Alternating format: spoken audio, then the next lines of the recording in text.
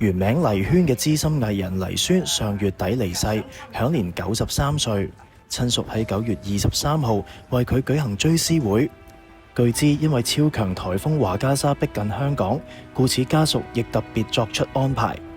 追思會現場佈置清雅，正中擺放宣姨嘅遺照，家人以及一眾生前好友同埋後輩嘅花牌擺滿喺靈堂，包括侄女黎姿同老公馬廷強、侄仔黎英、古天樂、張柏芝、余安安、林文龍、郭可盈夫婦、鮑起靜等。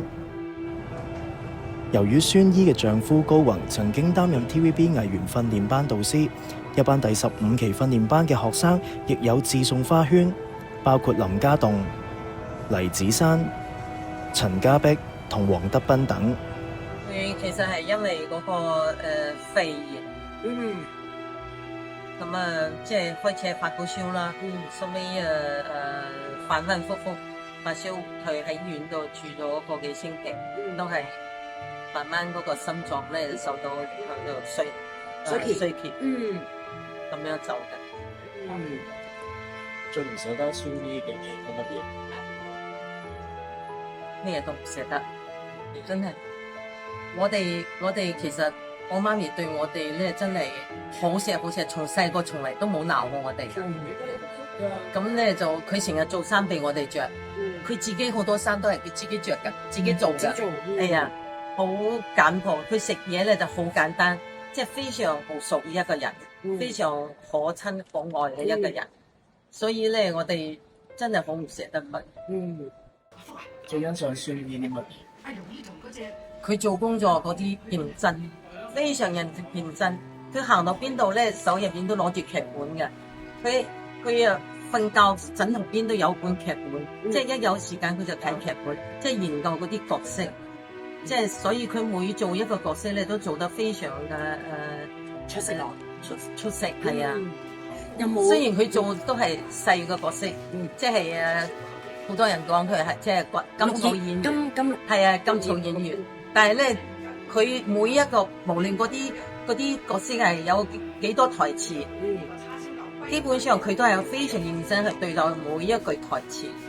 佢哋兩個人一齊70幾年，所以嗰啲感情係即係無法攞語言嚟講嘅，即係解釋清楚嘅。咁我睇到啲好多啲人咧，媒體都拍到啲相，佢哋兩個拖住手仔啊一齊拍。從後生嗰時到年紀大都係咁樣，一路都係咁樣，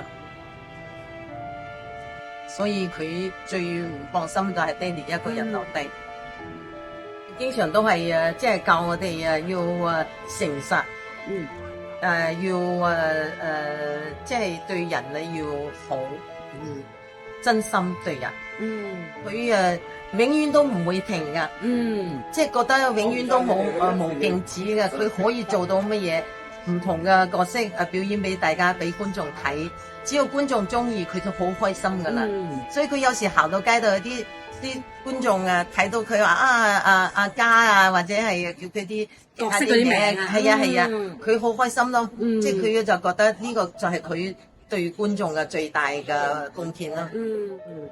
佢有冇話佢最中意係邊個角色？佢應該個個角色都中意嘅，但係我就唔係好覺得佢會講話佢特別中意邊一個，咁梗係嗰個真情咧，佢做咗幾年啦，4年幾5年差唔多，嗰個角色咧真係佢做得淋漓盡致啊，係啊，所以佢都好中意嗰個角色。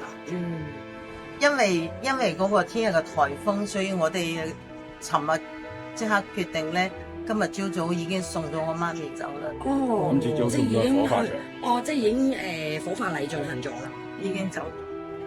我哋請咗個牧師嚟幫我哋做，因為媽咪係基督教徒，所以我哋請咗牧師嚟幫手做一個簡單嘅追思禮。咁會讀聖經啦，同埋唱詩啦，咁就悼念我媽咪。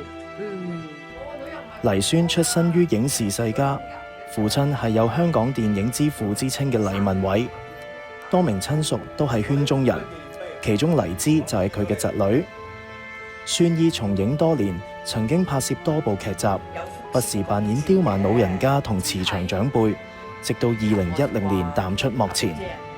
你答我一句啊！你信唔信呢個世界有天理先？咁我信得天尊，咁係信有天理啦。咁啊係咯，最緊要咧做人嘅嘢咧就係問心無愧，心安理得。